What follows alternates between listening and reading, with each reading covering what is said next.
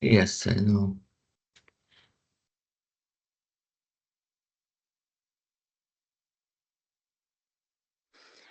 Okay, good morning, everyone, and welcome. Thank you for joining us today. My name is Sajda Hanif. I'm the Allied Health Professional Clinical Workforce and Retention Lead at the ICB, and I'll be chairing our virtual event today. Now, before we will begin, just want to go through a few housekeeping notes. We will be recording this event, including Geraldine's presentation, our panel discussion, and Caroline's presentation. It'd be great if you keep your cameras on as it helps to create a more engaging and connected atmosphere. However, do feel free to turn your cameras off if you prefer, because we are recording. Please keep your microphones on mute unless you're speaking. If you have any questions during the event, Geraldine's created a Q&A function, which you'll be able to see at the top of your bar. Please put your questions in there. If someone's already asked a question and you're interested in that, please do feel free to give it a thumbs up. This will help highlight the most popular questions, and Geraldine will be selecting the most in-demand ones during the session. We encourage open discussion, so please do contribute during the panel and breakout rooms. Now, to help us understand our current awareness and learning needs, we're launching a short 3-question poll right now. This will just help us to assess existing knowledge around deconditioning. Don't worry, it's completely anonymous, and we'll repeat the same questions at the end of the session today to see what's changed. So now this is a part where I need to launch the poll, so bear with me. Right, coming up, question number 1. Should be up on your screens now. So the question is, how familiar are you with the concept of deconditioning?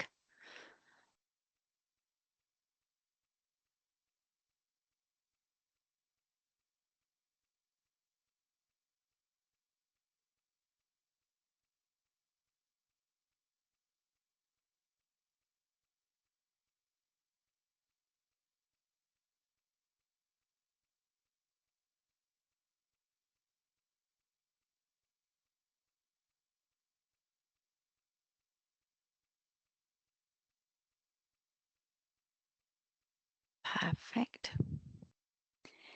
Now the poll will stay in the chat, so if you still need to make your choices, that's fine. But we've got 47 responses, got 50. Oh, 50. It's lovely. Building, got 59 in the group. This is great.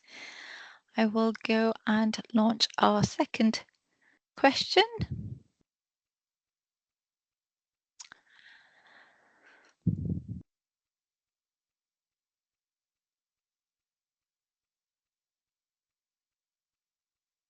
How would you rate your understanding of the physiological and psychological impacts of deconditioning?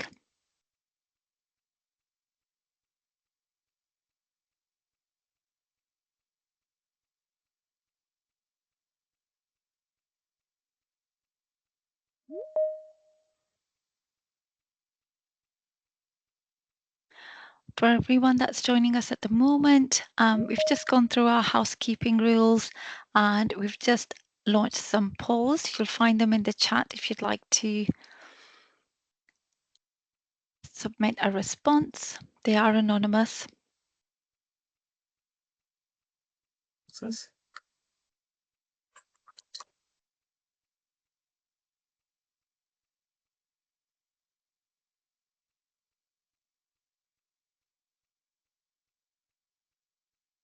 And then our final one.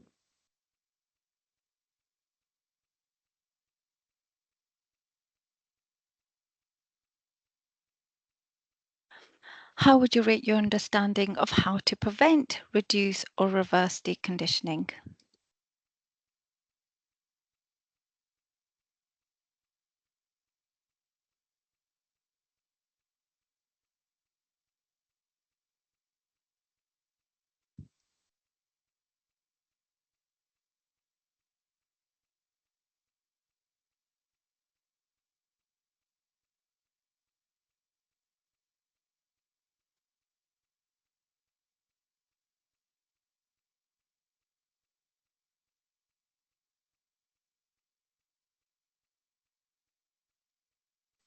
Perfect. Thank you so much for that.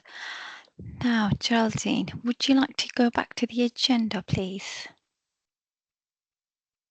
Thank you. So, we are going to be following up by a presentation on what is deconditioning. Then we will have our panel discussion, and that will be followed by a short break. After which we'll be joined by Christine, who'll be talking about the Physical Activity Clinical Champion Programme in Oxfordshire. And then at 11:30, we're going to have a case study, which is a video and a presentation by Felicity and Nicole. We will then have breakout rooms. We'll be sharing the questions, but the questions have been sent around. And then we will have discussion, launching our Bob deconditioning resource and closing remarks.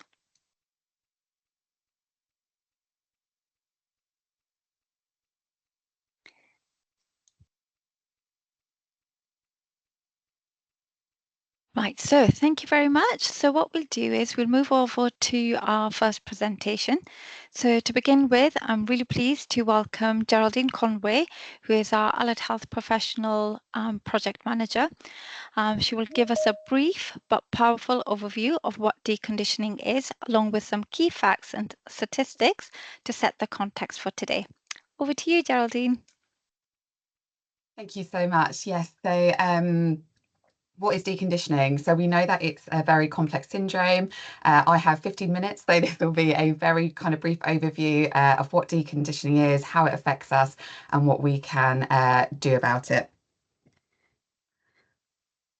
So our learning aims, sorry, I'm just going to switch screens temporarily. Our learning aims for not only this session, but for the remainder of our event are to increase your understanding of deconditioning and its physiological and psychological impact on people, increase your understanding of how to prevent, reduce and reverse deconditioning, understand the role of the multidisciplinary team in managing deconditioning across our health and social care settings, understand the importance of joined up working across our acute, community, local authority and VCSE. And VCSE is our charity, third sector, voluntary sectors. Increase your awareness of community-based resources that are available to support people to maintain an active lifestyle at home, and increase your awareness of the End PJ Paralysis campaign. So we're going to start with some questions. Sajid, are you okay to launch the first question? Just realised I'm on mute, so you can't hear that. I am indeed. Just a second. Right, here we go.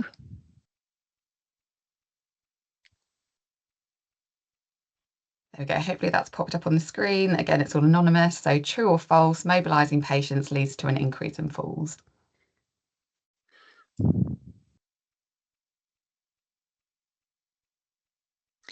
So we've got 18 responses so far. Oh, that jumped up to 41 responses.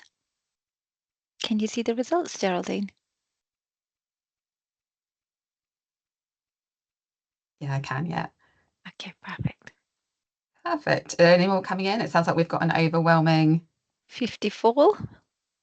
Oh, perfect. We're doing really well. 55. Yeah, we are correct. So mobilising patients does not lead to an increase in falls. Brilliant. If we can move on to the next.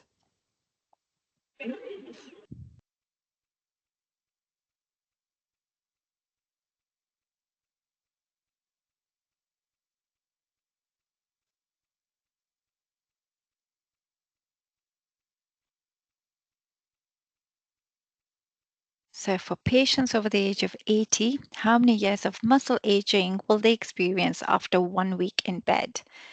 5 years, 7 years, 10 years, or 12 years?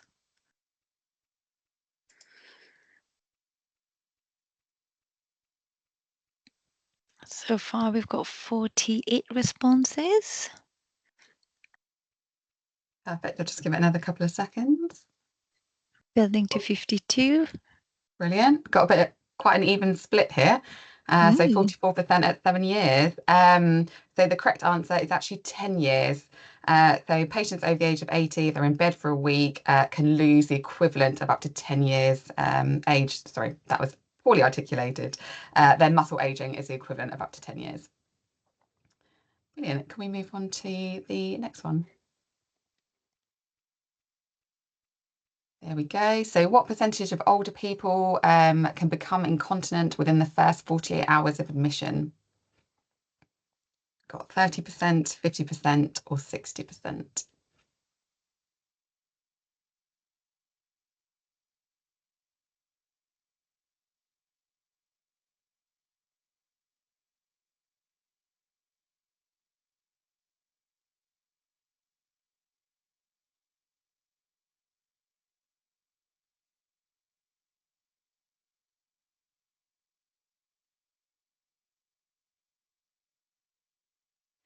So we've got 55 responses so far. Perfect. Thank you for being so engaging with the polls. I love it. So those of you that said 50%, you are correct. 50% of older people are at risk of becoming incontinent within 48 hours of admission. On to the next one, please, Sasha. Okay, so how many older patients in hospital actually have no medical reason to be on bed rest? Do we think it's 1 in 5, 2 in 5, or 3 in 5?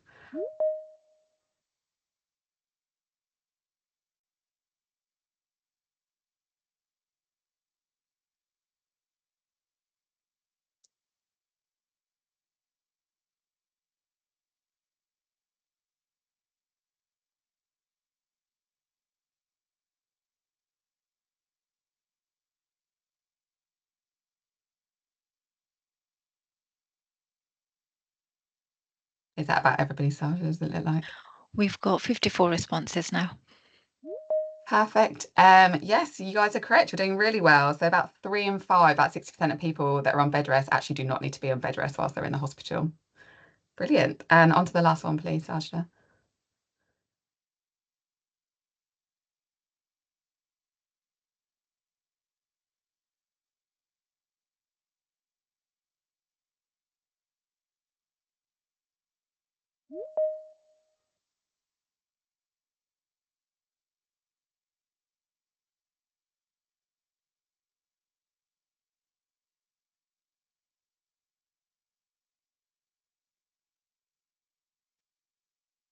We're at about 50 again. Nearly. We're at 49, 52. Perfect. We're overwhelmingly on true, which is correct. So you're 5 times at greater risk of needing to move to a care home when discharged as a result of deconditioning, and you'll also have a 48% increase in needing help with daily activities 1 month after you've been discharged home. Brilliant, thank you. Just bear with me. I'm just going to swap my screen.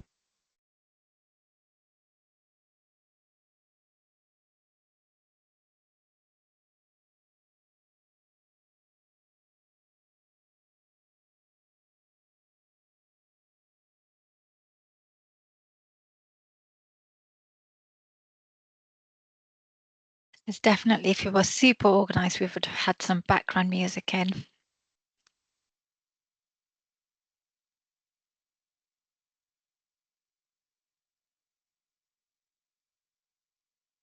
You're on mute, Geraldine.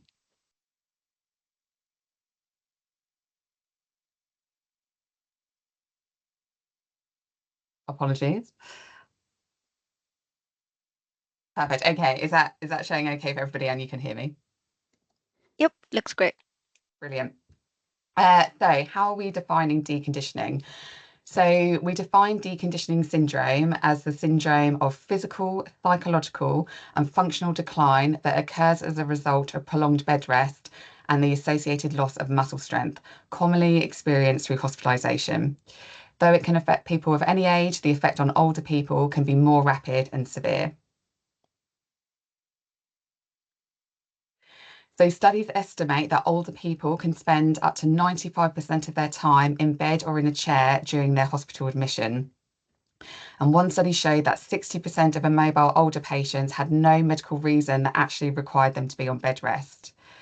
We know that the physiological effects of bed rest start to take place within the first 24 hours. And so, not surprisingly, up to 60% of older patients experience functional decline as a result of hospitalisation. In terms of how deconditioning impacts our bodily systems, then, so for our muscle power, 24 hours in bed can reduce muscle power by 2.5%. This can increase to a reduced muscle power of up to 10% within 7 days. If a person over the age of 80 spends 10 days in bed, they can have the equivalent of 10 years of muscle aging.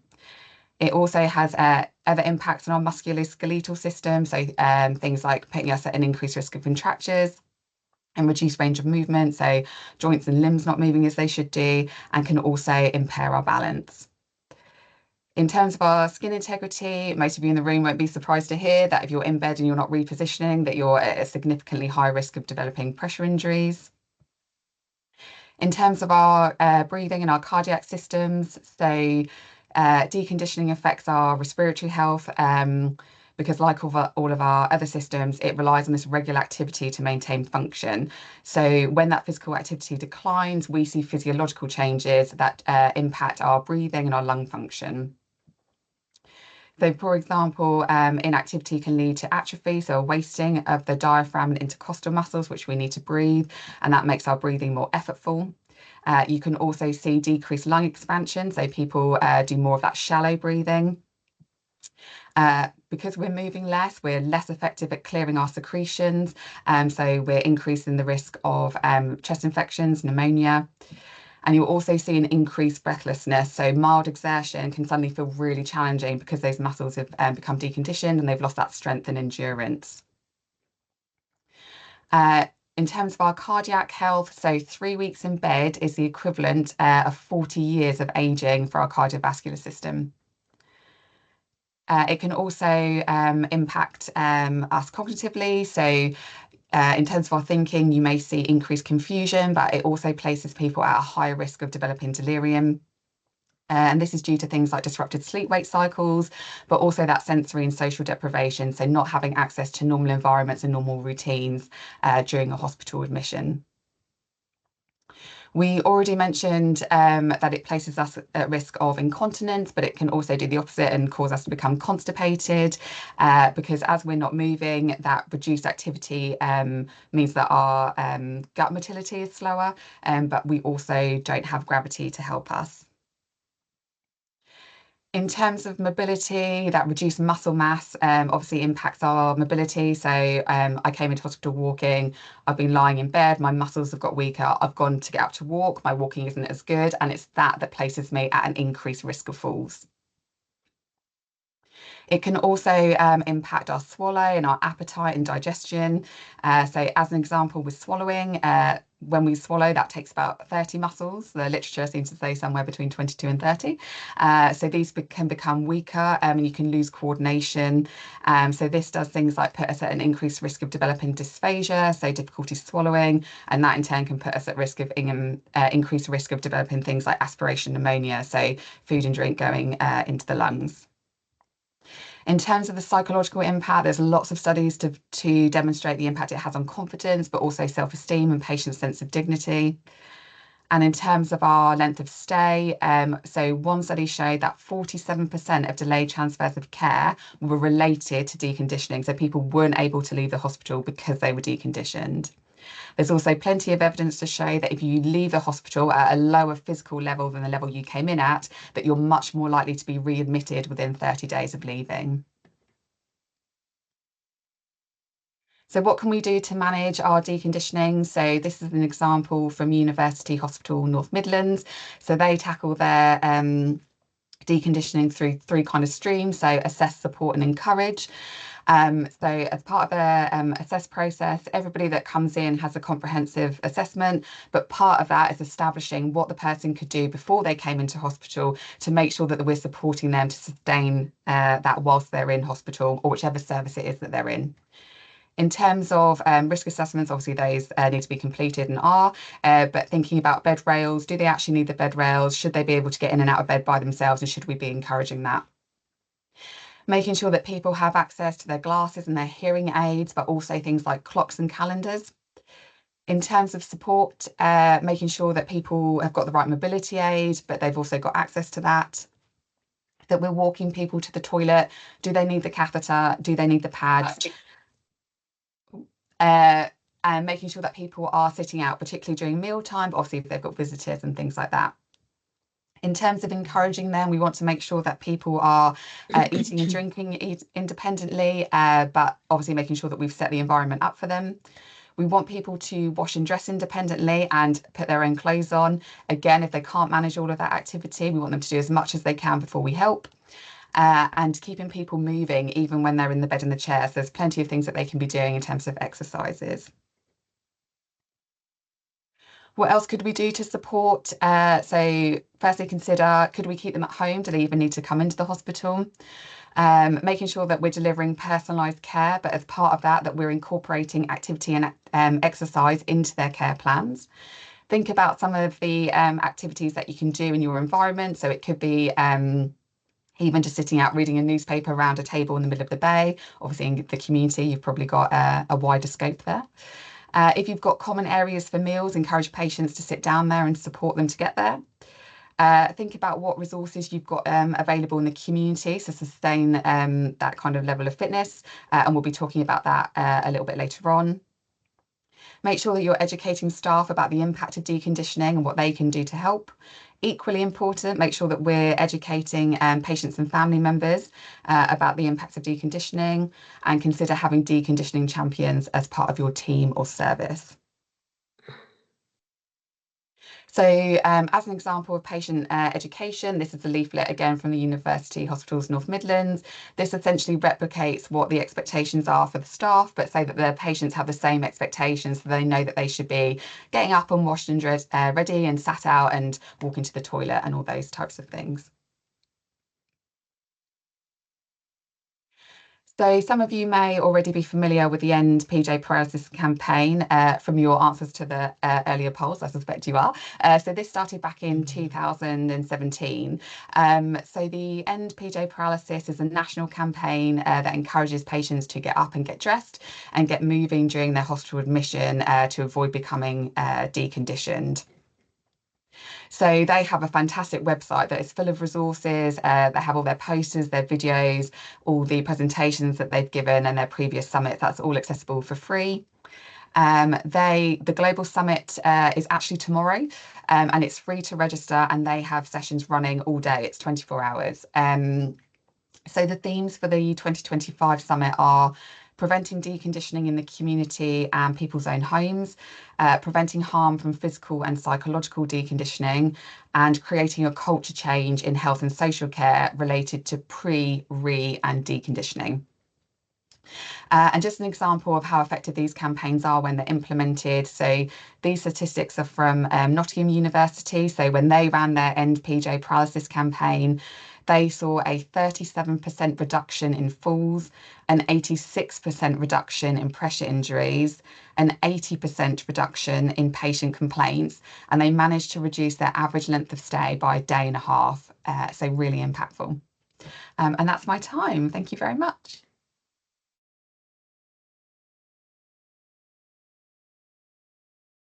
That's brilliant. Thank you, Geraldine. Fantastically setting the scene for us and laying the foundations. Does anybody have any questions for Geraldine before we move on? If you don't mind, you know the leaflet that you showed on the presentation, do we have one in OUH Trust that we can give out to patients? Oh, that's a brilliant question. I'm actually not sure. I'm just wondering if there's anybody that I could reach out to that might have that answer for me. Oh, Joe's got a hand up. Maybe Joe's going to come to my rescue. If you go on the BGS website, it's available to download. You just need to acknowledge that it comes from another trust, but you can put your trust logo on it as well. If you have any difficulties, just email me and or I can send it out and we can put it as Cascade. Brilliant. Thank you, Joe. So we'll now move into our panel discussion, which we will explore the topic of deconditioning across the system, from hospital care to community recovery and education. So I'm delighted to be joined by our fantastic panel representing a range of services, roles and perspectives. Each of our panelists will respond to a specific question, but before we begin, I'll invite each of them to briefly introduce themselves. So may I invite Jo first, please? Hi everybody, I'm Jo Burrell. I'm the nurse consultant for older people in Buckinghamshire Healthcare, and I have dementia, delirium and frailty in my portfolio. Thank you, Jo. And we have Gemma Donnelly. Hello everybody, I'm Gemma Donnelly. I'm the Director for Allied Health Professions and Clinical Leadership in Bob ICB. And it's lovely to see Jo again, who you knew me under a different name when I was at Bucks Healthcare. So I'm really delighted to be here and talking about this topic. Amazing, thank you. And Felicity. Hi, good morning. My name is Felicity, or more commonly known around these parts as Flick. I'm an occupational therapist working in the Home First team here in Bucks, and having previously worked in the frailty team at the OUH, focusing on admission prevention. And I'm here with my colleague, Nicole. Hi all, I'm Nicole. I'm one of the physios in the Home First team at the moment, and previously worked in React at the front door at Stoke Mandeville. Amazing, thank you. And we have Yatenda. Hello everyone, I'm Dr. Yetunde Dairo, Associate Professor of Physiotherapy at Buckinghamshire New University and the Head of Physical Activity Research at Buckinghamshire New University, and lovely to see you all. Amazing. Well, thank you all. It's really great to have you with us. So let's begin with you, Jo. How early should we start addressing deconditioning in an acute setting, and what does that look like in practice? Okay, so massive question, thank you. I would say that the first point is deconditioning a society question? So I go to the gym at the moment. I have a gym membership. Nobody tells me at my age I should be doing X exercise in order to build my quads up. I just do what I like to do. So in terms of definition, whilst I appreciate definition was offered, I think if we look in some of the academic papers, we still don't have one standard definition that we can say is good for teaching students, etc.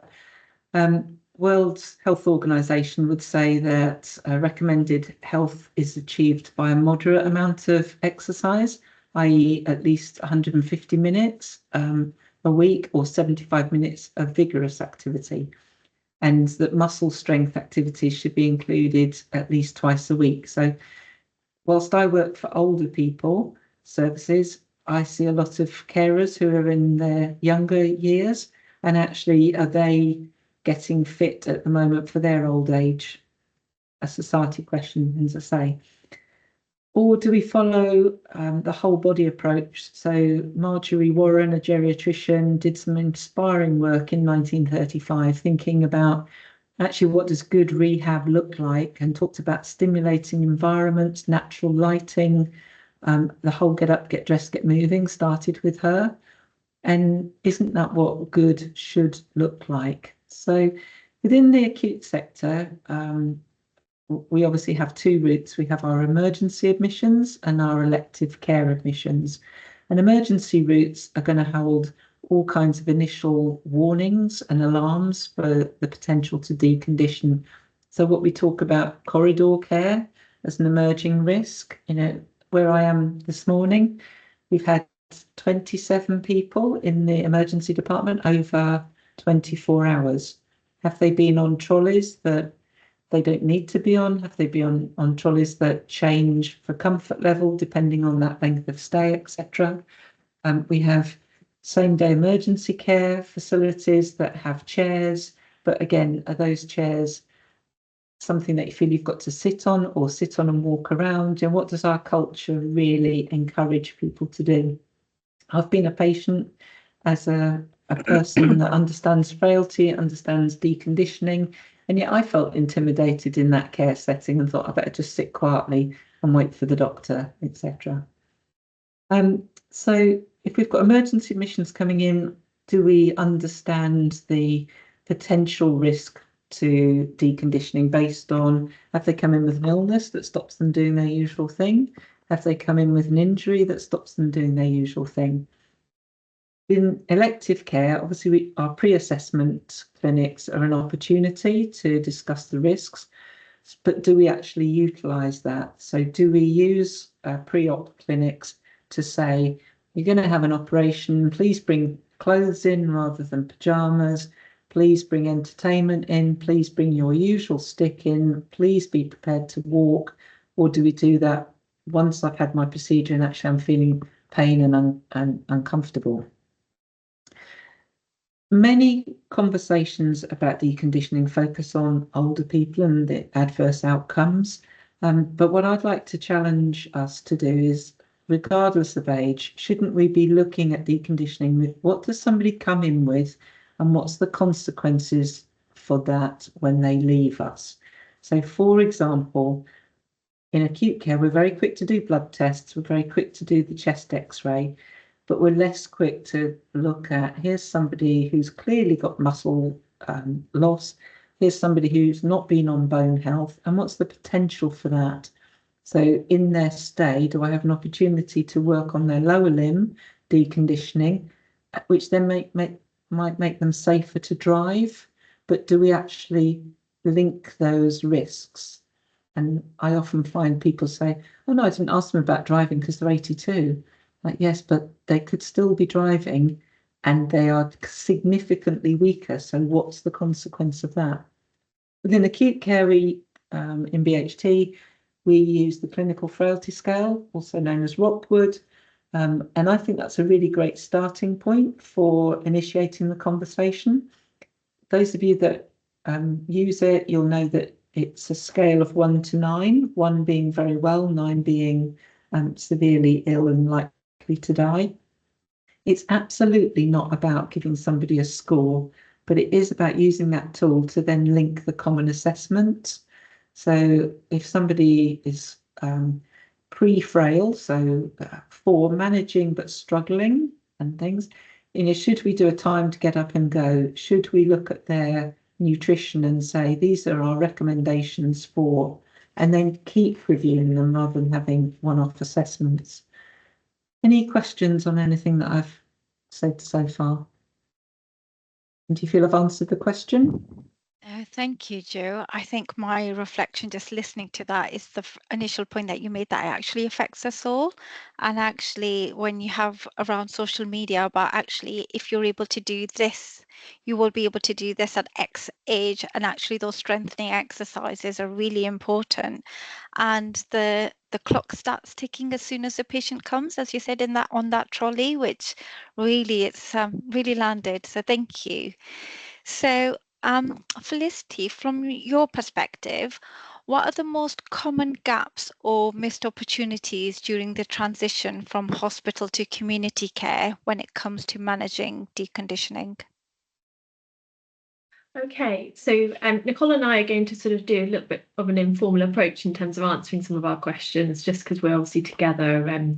So I think unpicking that question, the first thing that sort of came to our mind was something sort of, or the most common theme is the understanding of the service provision in the community and what services are available as well. And within that, in particular, the hospital teams knowing what pathways they're discharging patients onto. And as I say, the teams working within, the individuals working within that team and knowing their role. For example, putting it into context, our acute colleagues in Stoke Mandeville Hospital, if they hopefully now have the awareness of what Home First is, and they hopefully also have the awareness of the fact that Home First in Bucks, from a therapy point of view, will pick up seeing that patient on discharge within 48 hours. That's our guideline. And I think that is probably one of the biggest themes in terms of trying to optimize, or one of the biggest sort of missed opportunities in that acute staff perhaps don't always have the awareness of the discharge pathway that patients are going to be discharged out of and onto. And I guess underneath that theme, another challenge potentially is the lack of rapport between those individual team members as well, and knowing, as I say, the roles of the therapist in the Home First team and what they can offer. And again, the roles of the therapist in React, for example, at the front door, if we've got a patient in the community that is coming into Stoke, again, us having that understanding of what the therapist in React would be able to do as well. Is there anything else we were going to move on to talk about? Yeah, we thought of leading on from that, sort of again, rapport and relationships between inpatient and outpatient services. There's room there where that communication may be improved, and as a result of that, would have sort of more trust in understanding the risk of discharging patients out into the community sooner. I think we've noticed that after referrals go in, there can be a gap in the maintenance of patients. So once they've been seen and discharged by therapy, we then maybe a few days until we get to see them in the community, and by that time they haven't necessarily been out of bed, they haven't been on their feet. So the picture that we are picking up when they get back into their home environment is not necessarily the same as what's sent out to us, on the top form. And then leading on from that, at the end of our service, it's again a wait list for community resources and community physio beyond our the discharge to assess service, and the risk of deconditioning in that time. Anything else you'd like to add? I think we're also finding in the community that some of those conversations around managing expectations as well with patients are not always had in the acute setting, and how understanding the realistic outcomes for those patients and managing their understanding of the pathway as well that they're going to be discharged out onto. We're often seeing patients who will often say to us, I wasn't expecting to see a physio or OT, or nobody really told me what was happening. I just got told that there was a care package ready, and so transport then was arranged and I came home. And so I think, again, if we're able to sort of, if we're able to build that rapport within interprofessionals, both across the system, acute and community, for them to have a better understanding and awareness of the subacute pathways they're discharging patients out onto, they are then able to articulate to patients themselves what pathway they're going to be discharged onto, which then enables patients to have a greater understanding and autonomy with around their next steps in their rehabilitation journey as well. There seems to be also very little handover between sort of acute and primary care as well. So I think one of those gaps that we've picked up on quite more recently as well is that sort of GPs aren't as involved within the first couple of weeks of that patient being discharged,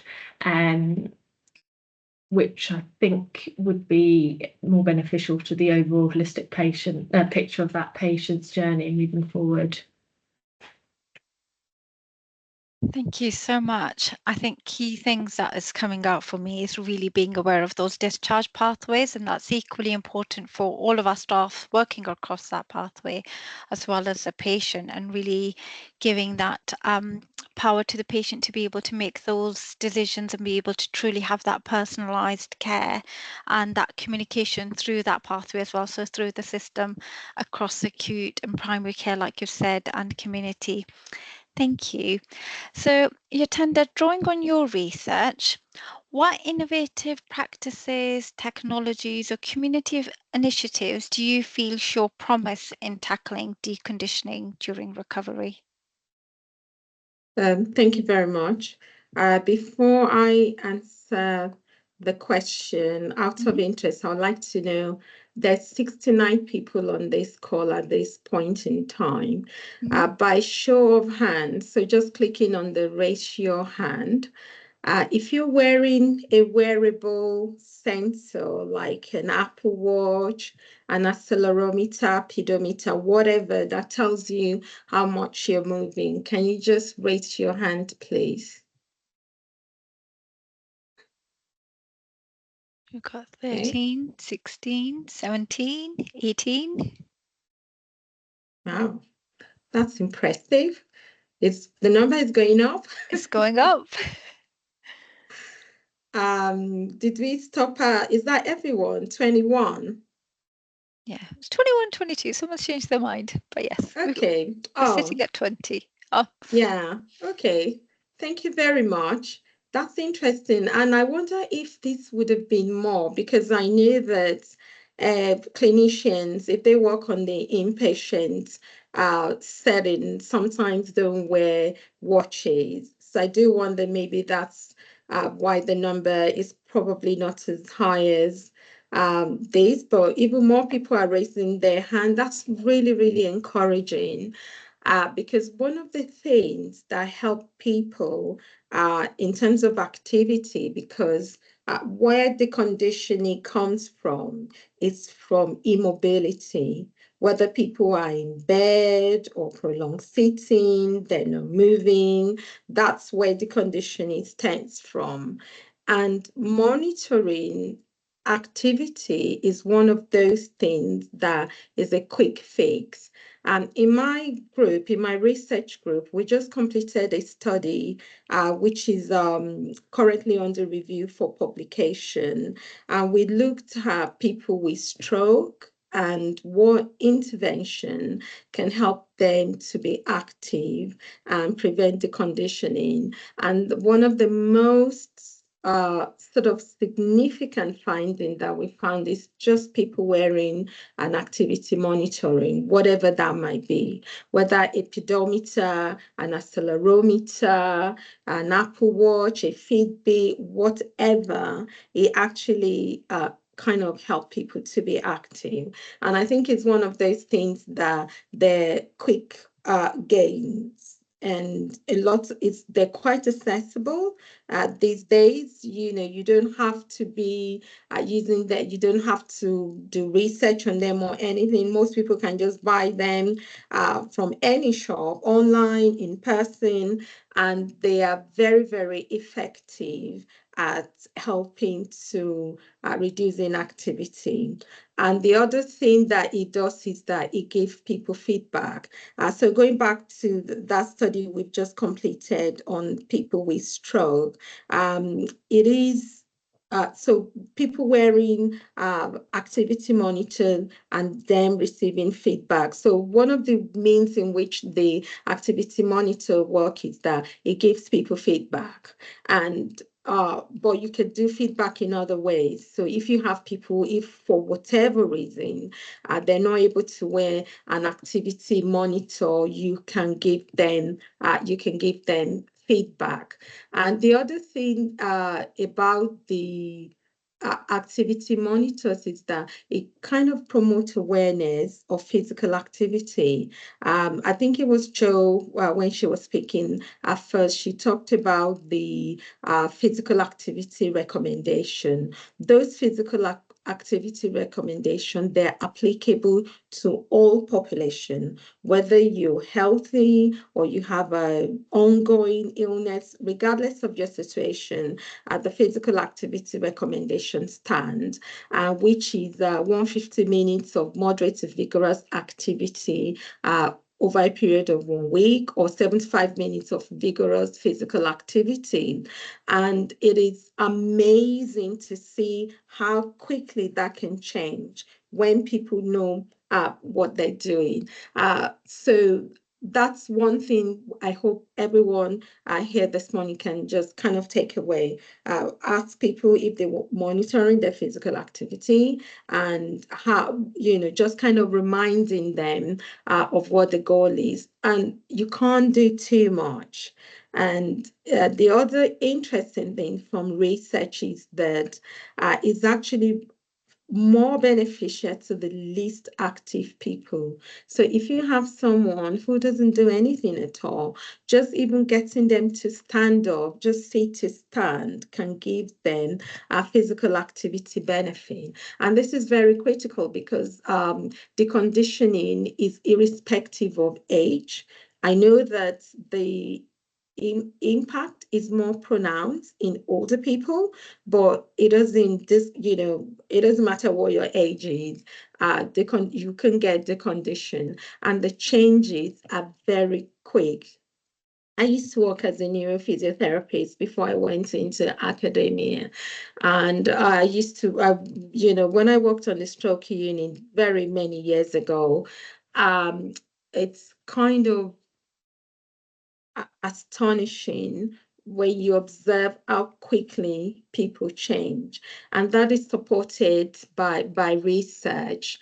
The fundamental contractile units in a muscle, the sacromer, they start to change within 24 hours, really. So you can lose numbers and you can lose form as quickly as 24 hours.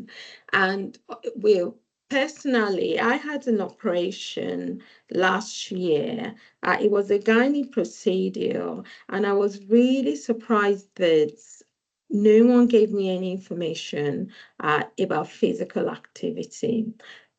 Maybe they can see on my folder that I'm a physiotherapist. I don't know, but I think it was unlikely, actually.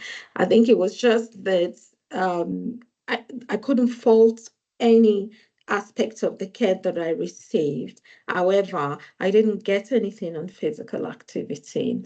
But I know what to do because I'm a physiotherapist and I do physical activity research. And I started my bed exercises day one post-op, and I was able to do something for myself all through. And I think that really, really helped my recovery, So they did give me time off. My consultant said to me that, oh, you need to be off work for, I think I was signed off work initially for 6 weeks, and then that became 8 weeks. And I thought to myself that had I gone away and not do anything, I wouldn't have been able to go back to work in that time that that they gave me.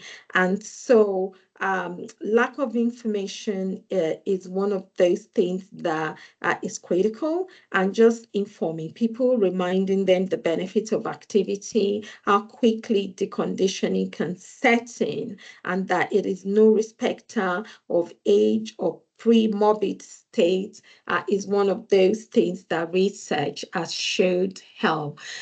The other thing that is kind of emerging is telerehabilitation, and I think that was accelerated during COVID-19.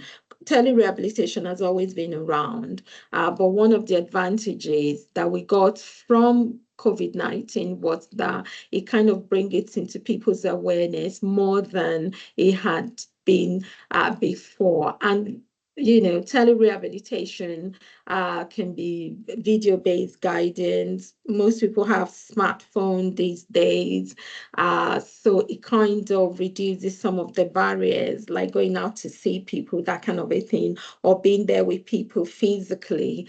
There are lots of things we could do through video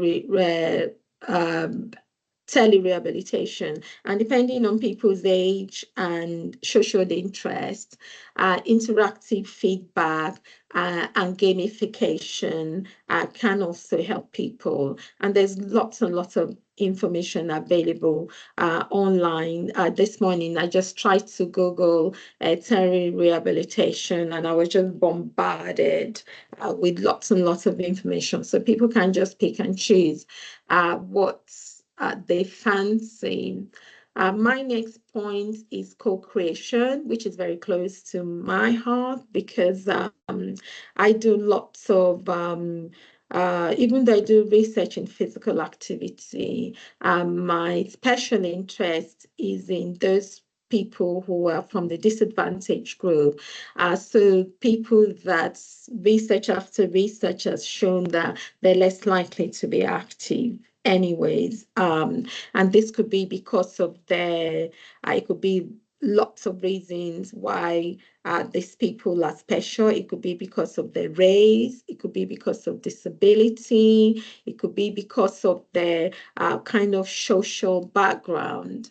And so one of the things that is transformational is co-creation, which is simply working with people. So you need to identify who your stakeholders are. So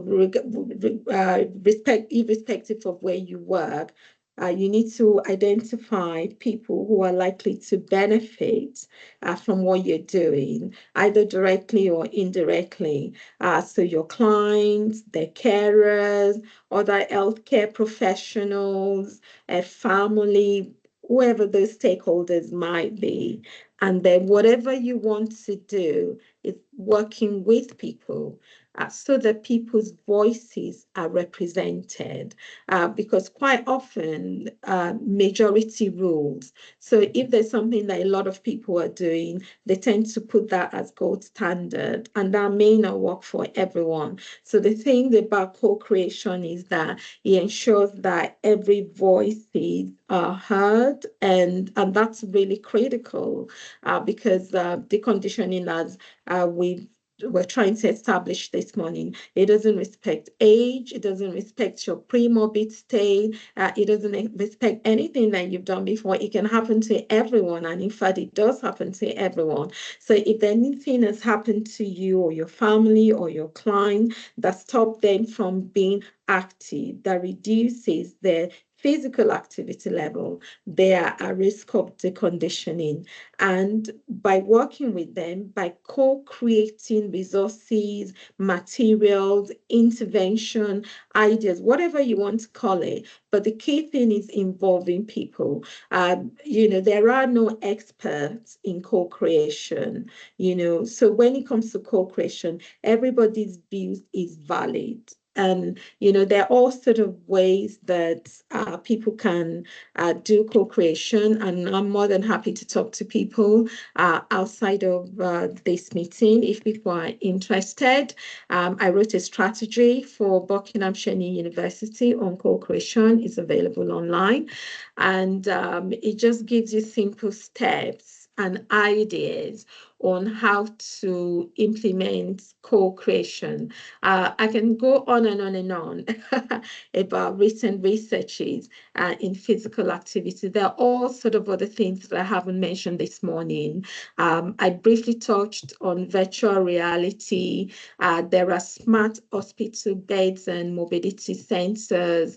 They've been around for a very long time. Many years ago, when I used to work on the acute setting to try and prevent people from falling, we used to put sensors on their bed, and which alerts staff when people try to get out of bed, which is kind of ironic, isn't it? Because we want people to be moving. And at that time, we were actually kind of stopping people from moving. But I hope that has changed now. This was many, many years ago. So there are smart beds and mobility sensors. For those of you who are like physiotherapists, there's the neuromuscular electrical stimulation. So right at the very beginning, I said about the sarcomere changes that happen as quickly as 24 hours. It can reduce in number and in form, and then the basic contractile elements for muscles. And so when you're thinking that if anything stops people from moving, if they're not able to move on their own, we can look at devices that can help them to be active. One of those devices is neuromuscular electrical stimulation. There are also things like rehabilitation app there are apps that people can download on their phone. There are walking trail that can enable people to be engaged in nature. And I know the Buckinghamshire County Council has invested in those apps. So if you're interested in that kind of a thing, they're freely available. But if you want a more interactive kind of space, if you go on Buckinghamshire County Council website, you can find information on things like walking trade for those who are more mobile in the condition in the community. Just before I stop talking, just a quick reminder, feedback is really important, and you can give feedback either verbally or by people wearing things like wearable devices like accelerometers, smartwatches, pedometers, even downloading apps on their phone. There's so many ways people can get around these things these days, and making sure that every voice is heard through co-creation is really powerful, and in my view, I think is transformational. Thank you. Thank you so much. Fountain of knowledge. It's like, oh, let's make all of these notes. And I think it's deconditioning can affect everyone. It's not, and it doesn't depend on what your fitness is like before. I think that's really landed. I think we had a question in our faculty meeting, is this event for pediatrics? But actually it affects everybody. So thank you. So coming to you, Gemma, zooming out a bit, are there any system level changes you'd like to see to better embed physical activity and rehabilitation into recovery plans? Thank you, Sajda, and thank you so far. It's been really, really interesting. What I'd just like to start with is I think we have a massive opportunity here, thinking about the 10-year plan that was published last week. It's about 168 pages. It's not a short read, but there are 7 distinct references to rehabilitation and how this 10-year plan. And I know that doesn't sound a lot, but actually in the grand scheme of things, I think professional bodies are seeing that as a win, because there's some real specific references to the need. And I think there's at least one case study with a physio highlighted. So we for AHPs. Within that 10-year plan, it talks about integrating intermediate care with neighbourhood health services. And this is a big push in the 10-year plan. How can we actually bring that the care and the rehabilitation that people need in their neighbourhood closer to their home, so they actually get this sort of seamless service, and they have that, so that when they are in their place that they know, they can continue some of that work that's being done, but actually they get out of hospital quicker, so they're not left in hospital and in a hospital bed. The 10-year plan, I'm sure you've heard of the sort of the 3 shifts after the Darzi report. Prevention is absolutely at the heart of this 10-year plan. Prevention is a massive, and that's one of the big shifts they want to do, is that prevention for that shift from treatment to prevention. So, and obviously deconditioning and those sort of reconditioning, that work is a big part of prevention. And I think not only when you go into the hospital but actually getting ready for planned treatment. So there's a piece in the 10-year plan about actually accessing prehabilitation, getting people ready for planned procedures, so that actually they then spend less time in bed when they have had their procedure, and they can get on and not lose as much of their condition. Part of the, again, mentioned in the 10-year plan is, and I quote, millions more will be encouraged to move and exercise through a new national campaign. And I think it's incumbent on us as a system and as health professionals in the system, how are we going to reach those hard to reach groups if we're targeting this on millions? But there will be people that maybe don't have access to some of that data and digital sort of technology, that maybe English is not their first language, for example. Maybe they have a neurodiversity that's going to make this sort of national campaign more difficult to access. So how can we, as a system and across the system, make sure that all this information is reaching the people that it needs to reach? And then finally, across the system, with thinking about the 10-year plan, they talk about making a workforce fit for the future.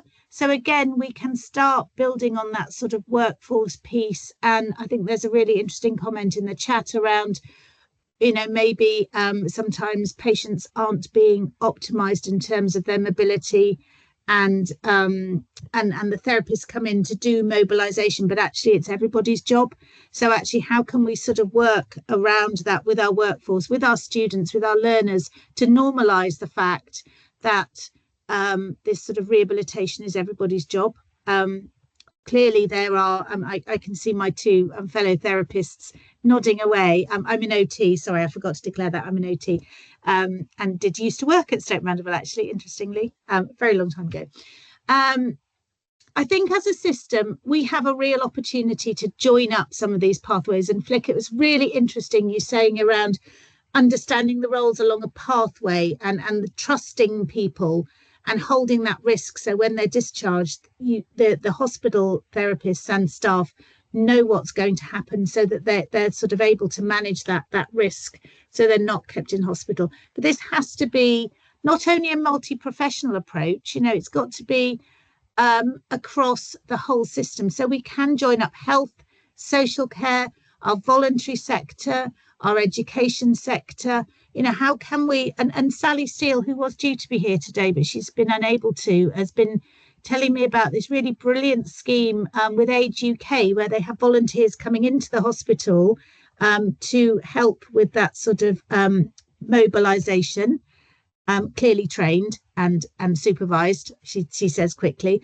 But actually then when they go home, that same volunteer can go and visit people in their home to make sure they're continuing that sort of level of mobility. So how can we join them up? How can we make sure that we've actually got sort of prehabilitation all the way through to going out of hospital as soon as possible, and then continuing that activity when they get home?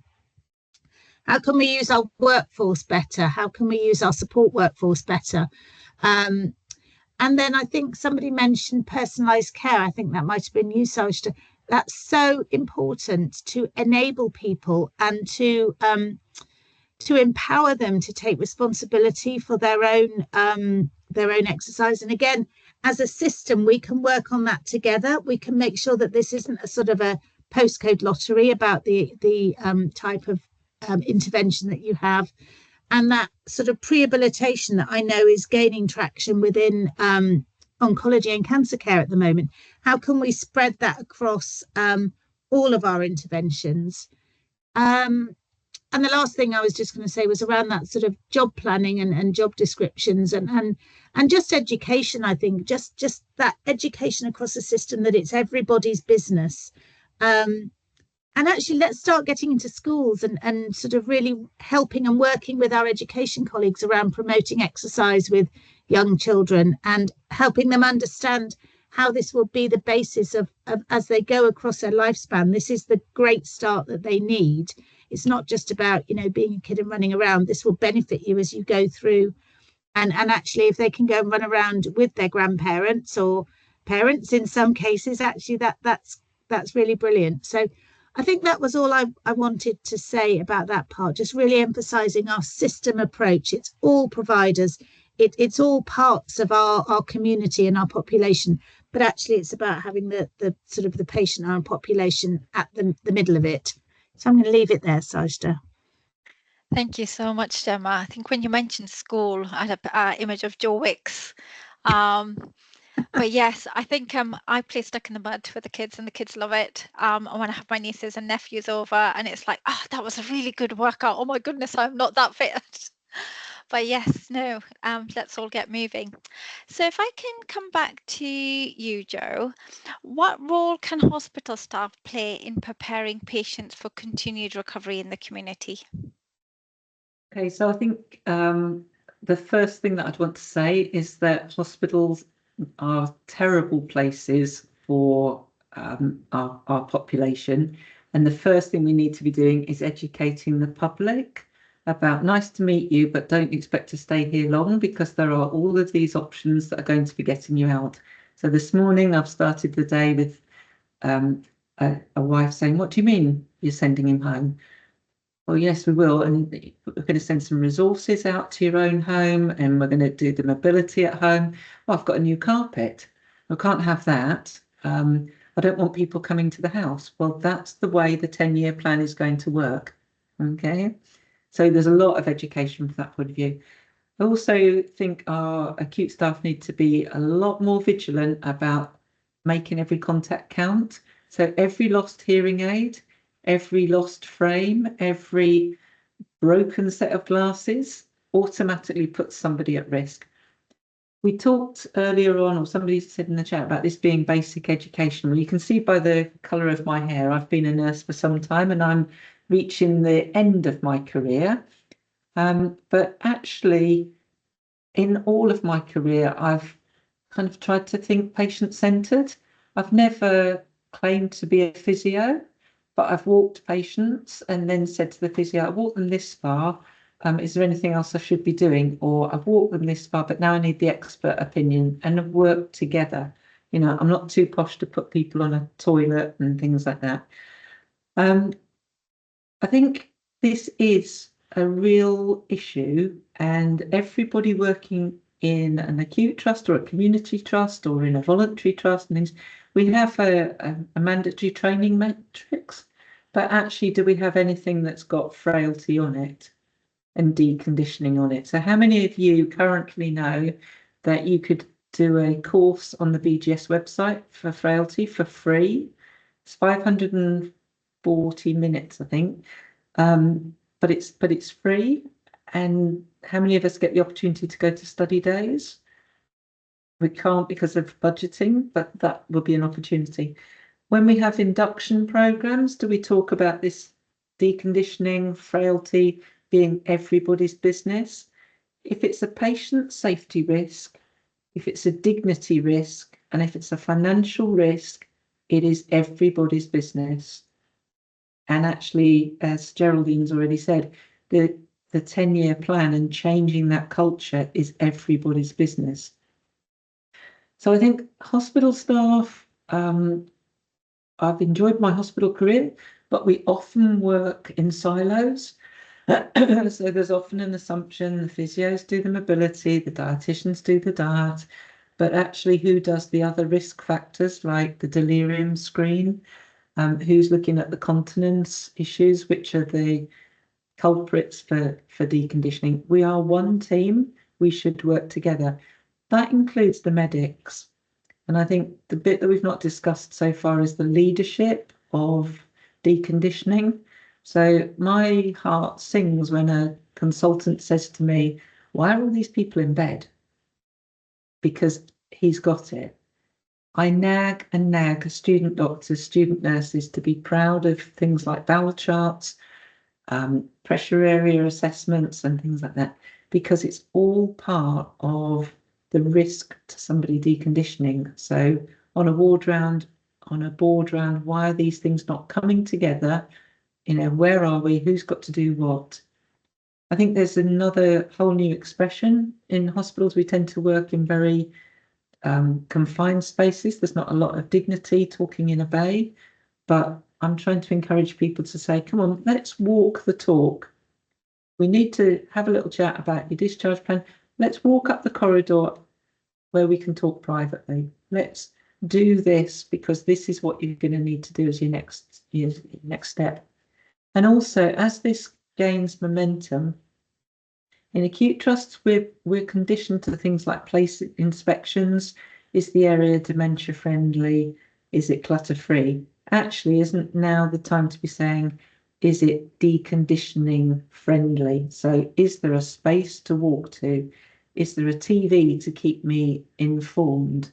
Is there a care plan that says this is what you're going to do, but also your 4 days off discharge planning, and this is what home first is going to look like. This is what IVs in your home are going to look like. This is what the MUDAS follow-up clinic is going to look like. Because, as I say, every contact counts. So I think hospitals have got a lot to do, including understanding, as Flick said, that we can't keep building hospitals. The best beds are people's beds in the community. we should only have our people for the sickest time and be aiming to get them out to recover as quickly as possible. And every day I see people being risk averse, and what they're doing is just being harmful. Thank you so much, Jo. Really, that kind of setting expectations from the get-go, and I love that setting up deconditioning friendly environments around our hospitals, but also, you know, if it's a new carpet, what can be done about the new carpet for people that will be coming in and out. Just a reminder to everybody, do put your questions into the Q&A box. Geraldine is keeping an eye on that. I know there's been some kind of clarifying questions around mobility and muscle aging, but if you have some questions for our panelists, please do put them in. So if I move over to Nicole and Flick again, so in your experience, how well do current care plans support continuity of activity and independence post-discharge? Yeah, so I've had 6 months experience working in the community within Home First, so it's sort of discharge to assess service as opposed to longer term care packages.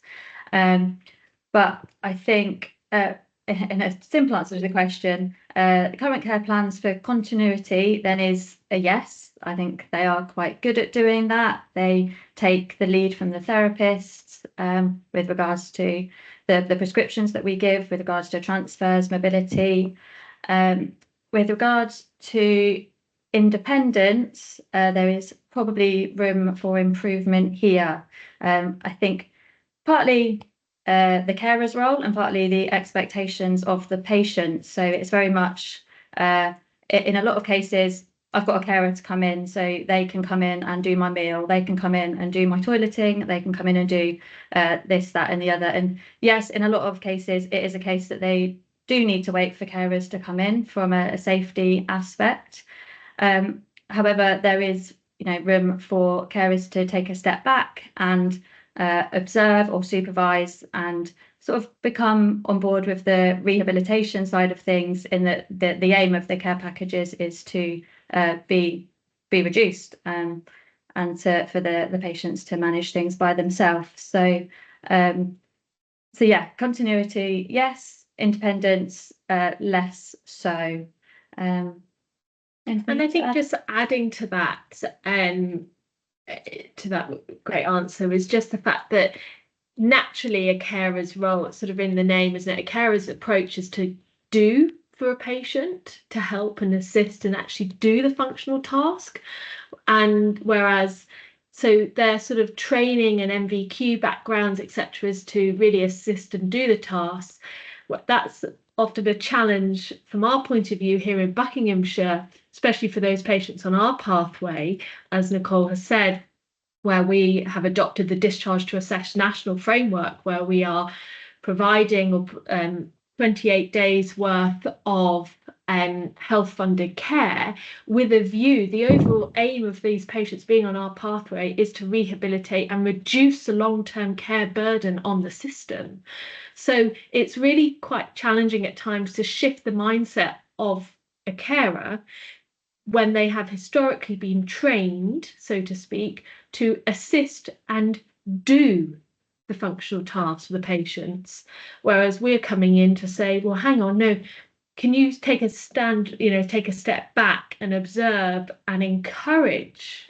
So I think there's, as Nicole said, I think there's a lot of perhaps potential opportunity to do more learning and training with, like Gemma said, voluntary sector services and also care providers as well.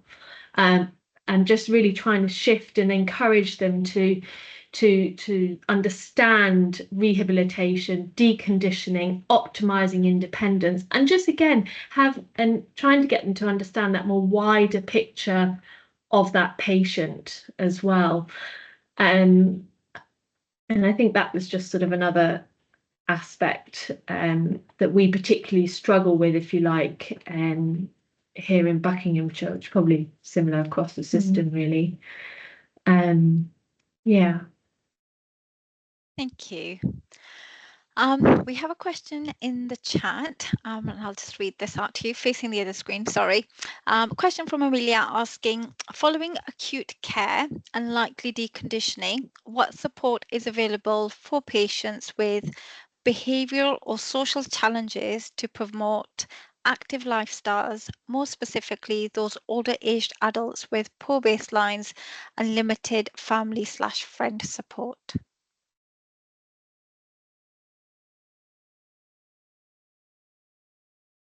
You're all having a think.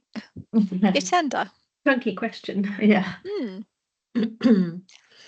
Yeah, thank you. I was just thinking about, the thing I said earlier on about, like deconditioning is no respecter of person age or social status and that kind of a thing. It can happen to us all. And a lot of those kind of interventions that are available now, they work for most people. I think, so things like sensors, people, I work with people across the different population. For example, I work with people with intellectual disabilities. So some people with both cognitive and physical impairment, and they can still wear a wearable sensor. I think the question specifically is for, I'm just trying to scroll back to that question. I think it's for people with behavioral and social challenges to promote active lifestyle. So I would say again, feedback, feedback can work in different ways. Some people can have things put on around their houses. They can have their carers give them verbal feedback. They can keep diaries, any kind of feedback at all. And then older adult with poor baseline and limited family or friend support. Again, going back to one of the points I made earlier on is that, it doesn't matter what your baseline level is. So if you're coming from a place where you're not active at all, anything that you do gives you benefit. And even if you're very active, doing more still give you benefits. Clearly what you gain kind of diminishes the more active you are. So if you take somebody who is completely and totally inactive and you give them some basic physical activity program, they're more likely to benefit from that than somebody who is already very active. But regardless, everyone can get benefits. So to summarize, even for those with behavioral and social challenges, feedback, research has shown that feedback works, and that feedback can come in various ways. And that thing about working with people, the co-creation I spoke about, because everyone is different and people's needs are going to be very varied, also help. I think that is Amelia. I hope that helps. Thank you, Jatenda. I think Joe's also got something to add. You've put some in the chat as well. Yeah, it was just to say, I think it does go back to personalisation. So I often have people saying to me, oh, Mr. X has got dementia and he's wandering, so we're sedating to stop him getting lost. That's completely the wrong thing to do. We should be encouraging him to roam safely as a meaningful activity, because actually it might encourage him to get more tired and sleep naturally, sort his constipation out naturally, etc. So there's lots of issues about that. But it also take the point about carers attending somebody with a cognitive or physical decline and having to do a very short space of time. I think there's something about what can we encourage families to let people do in between care visits. So we will sometimes say to people, there's Rita, the reminiscence aid. You could put that on in between visits, and then perhaps that encourages somebody with an advanced dementia who's going to be less mobile. So maybe even just move their arms a little bit. It's a little bit of movement. It's a bit of dignity while they listen to music that they're familiar with.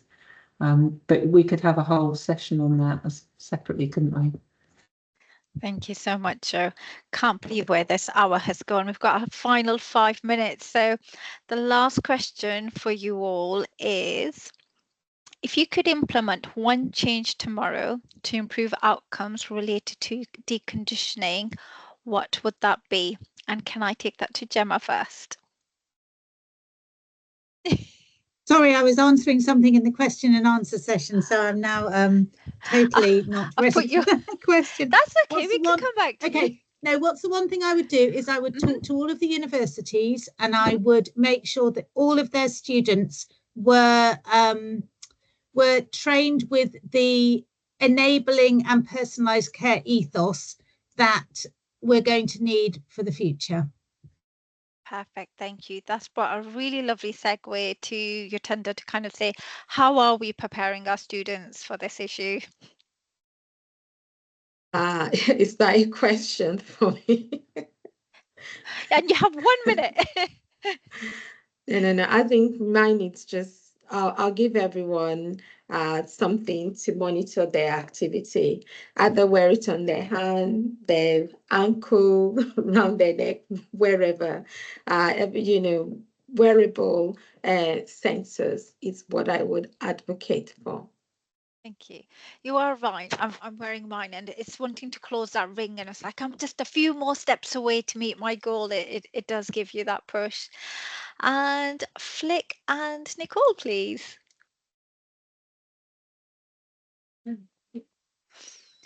If you could implement one change tomorrow to improve outcomes related to deconditioning, what would it be? Just have more crossover and rapport with colleagues in our front door settings across the region. Perfect. As simple as that, to be honest. What about you, Nicole? I think if I can answer a question, acting as if funding for resources wasn't a problem, I would like a load more therapists so that we could do really regular therapy with patients at home. Well, we've got our director of AHP from Bob ICB. It's gone directly to her. And Jo, finally to you. I would get rid of discharge summaries written by medics who barely know the patient, and I would get a much bigger focus on multidisciplinary team discharge summaries, which then have a check and balance. Where are they going to, and what do we need to make sure is out there in the community?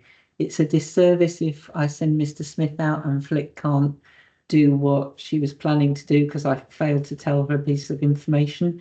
Equally, I do a disservice to our colleagues in care homes and domiciliary services if I don't send the truth out.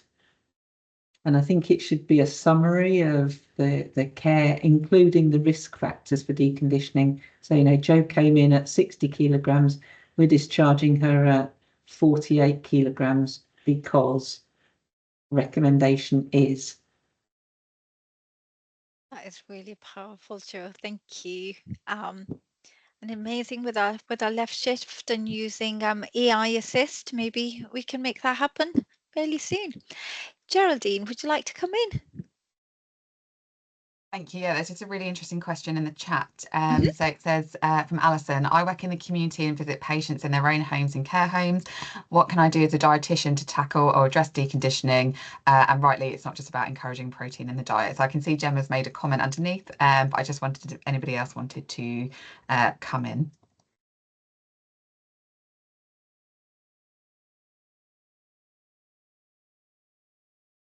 I'm thinking this is your next project, Geraldine, to be honest. Thanks for the nomination, Gemma. I'll come back to you with a full project plan, Alison. Just give me a couple of days. Excellent. Tomorrow, please. I think an element of that is about positioning of that patient from a mobility point of view to optimize nutrition as well. So you're sort of doing a joined up approach. looking at where patients are receiving their nutritional intake as well, in bed, sitting out, what seating system have they got as well. So doing a very much joined up assessment with colleagues within wider AHP colleagues like physios and OTs and dietitians doing that joint initial assessment really. Thank you, Flick. And Alison, would you like to come in? Yes, wouldn't that be living the dream that I could go out with OTs and physios and do a joined up assessment? Sadly, that's not the case. So as the dietitian that goes out, yes, I encourage patients to do absolutely anything that they feel they're able to. But I feel like I should be able to do more, but within my own professional boundaries. Because obviously I don't know about chairs, I don't know about frames, I don't know about anything, or should I know about such things, you know, to make every consultation count. I mean, I do a lot more now than I used to a few years ago. And I just feel like I'm in this unique position where I go out to the patients' homes. What can I do more? But I haven't got the luxury to have an MDT around me working how the caseload is set up. Thank you. Jo, would you like to come in? Yes, I don't think you should feel guilty, but I think this, I don't know why I'm echoing, sorry. I think this is a discussion about how integrated neighbourhood team working will evolve.